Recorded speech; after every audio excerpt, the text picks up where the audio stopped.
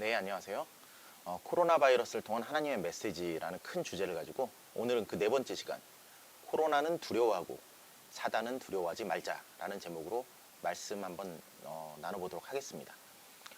코로나 사태가 장기화되자 세상의 언론들뿐만 아니라 교회 설교에도 코로나 바이러스는 단골 손님이 되었습니다. 그 중에 가장 흔한 설교는 두려움이라는 주제를 가진 설교가 아닌가 생각을 해봅니다. 우리나라의 코로나 바이러스 치사율은 그렇게 높지 않습니다. 그런데 유럽이나 미국 등 다른 나라의 사례를 살펴보면 우리나라에 비해 그 치명률, 치사율이 현저하게 높은 것을 볼 수가 있습니다.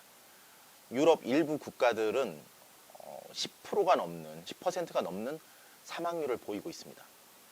각종 외신을 통해 사망자의 시신이 대량으로 처리되는 모습들을 보고 사람들은 크게 두려움을 느끼고 있습니다. 죽음 앞에서 아무렇지 않은 사람이 이 세상에 아무도 없을 겁니다. 그러다 보니 두려움을 극복하자라는 문구를 여기저기서 많이 보게 됩니다. 특히 여러 교회들도 코로나 바이러스를 두려워하지 말자라는 내용의 설교도 많이들 하고 있습니다. 그런데 저는 교회가 어떻게 보면 잘못된 메시지를 전하고 있는 것이 아닌가라고 생각을 합니다. 분명하게 말씀을 드립니다. 우리는 코로나 바이러스를 두려워해야 합니다. 아니, 오해하실까봐 더 정확히 말씀을 드리자면은 우리는 하나님의 교회는 하나님이 허락하신 것들에 대해서 두려움으로 바라보고 두려움으로 반응해야 합니다.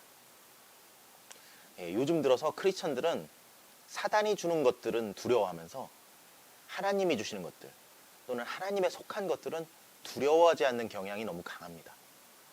외모, 학력, 재산, 인기, 명예 등 인간의 탐욕적인 부분은 내가 설마 이걸 놓칠까, 이걸 잃어버릴까 두려워합니다. 그런데 반면 하나님과의 관계, 예배, 기도, 순종, 거룩 이런 선한 것들은 있어도 그만, 없어도 그만으로 치부해버리는 모습들을 많이 봅니다. 누가 외모 한번 지적질 잘못당하면은 그게 그냥 평생의 비수가 돼서 가슴을 찌르고 남들이 나를 어떻게 바라볼까 덜덜덜 떨면서 살아갑니다. 또 다른 우리 집에 집값이 만약에 떨어졌어요. 확 떨어졌다고 하면 몇 날 며칠 잠도 못 자고 밥도 못 먹습니다. 그런데 이제 반면 하나님의 시각으로 바라보면 하나님의 영역에서는 예배 시간은 밥 먹듯이 지각하고 헌금은 주머니에서 돈이 잡히면 하고 안 잡히면 다음에 할까? 하루 종일 기도라고는 밥 먹을 때 식기도 하는 것 외에는 기도라는 것을 해본 적도 없고 크리스천이라고 말하면서 이렇게 밥도 잘 먹고 잠도 잘 자고 살아갑니다. 극과 극이죠. 예, 간단한 예를 살펴봤는데요.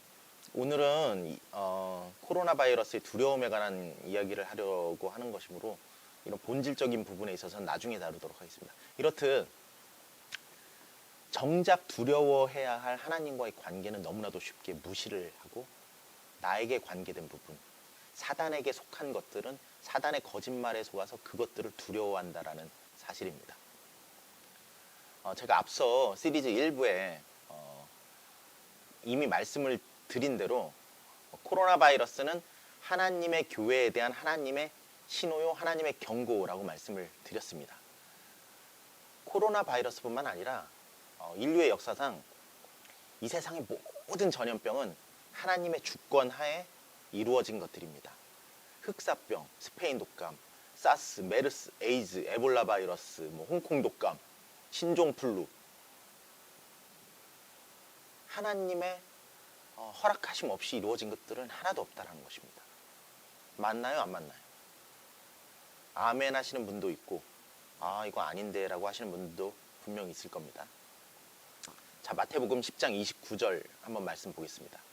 참새 2마리가 한 아사리온에 팔리지 않느냐. 그러나 너희 아버지께서 허락하지 아니하시면 그 하나라도 땅에 떨어지지 아니하리라. 너희에게는 머리털까지 다 세신 바 되었나니 두려워하지 말라. 너희는 참새보다 귀하니라. 하나님의 허락 없이는 하늘의 참새 한 마리도 땅에 떨어지지 않는다고 성경은 말씀합니다. 하물며 하나님의 형상을 닮은 우리 사람들은 단 한 명이라도 그냥 태어나고 그냥 죽는 것이 절대 없습니다.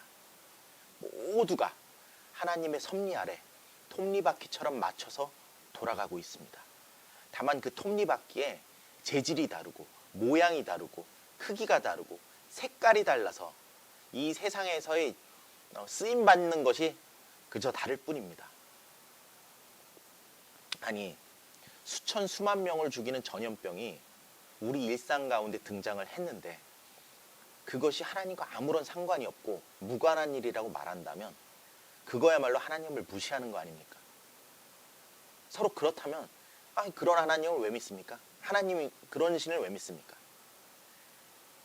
이 세상 우리의 모든 일들은 하나님과 관여되지 않은 것이 단 한 개도 없습니다. 태어나서 기어다니고 걸음마를 하고 걷고 뛰고 자라서 누군가를 만나서 살아가는 이 모든 일들 가운데 하나님의 관심과 개입이 하나님의 백성들에게는 항상 존재합니다. 자, 그렇다면 하나님의 코로나 바이러스라는 이 신호, 이 경고를 바라보면서 우리 크리스천들은 어떻게 해야 될까요? 앞서 말씀드린 대로 우리는 이것을 떨리고 두려워하는 마음으로 바라봐야 됩니다. 그냥 세상이 막연히 잘 될 거야, 괜찮을 거야, 걱정하지 마, 두려워하지 마라는 어떤 희망가를 부르고 있는데요. 우리는 이런 하나님의 신호를 보면 눈을 번쩍, 귀를 쫑긋, 입을 떡 벌리고 아주 신경을 바짝 세우면서 집중해서 바라봐야 합니다. 하나님은 무시받을 존재가 절대 아니십니다. 하나님의 한마디를 하시면 두렵고 떨림으로 우리는 즉각 바라봐야 합니다. 그리고 반면에 사단이 주는 것들은 두려워하지 말아야 합니다. 사단이 주는 것은 다 거짓말이기 때문입니다. 감사합니다.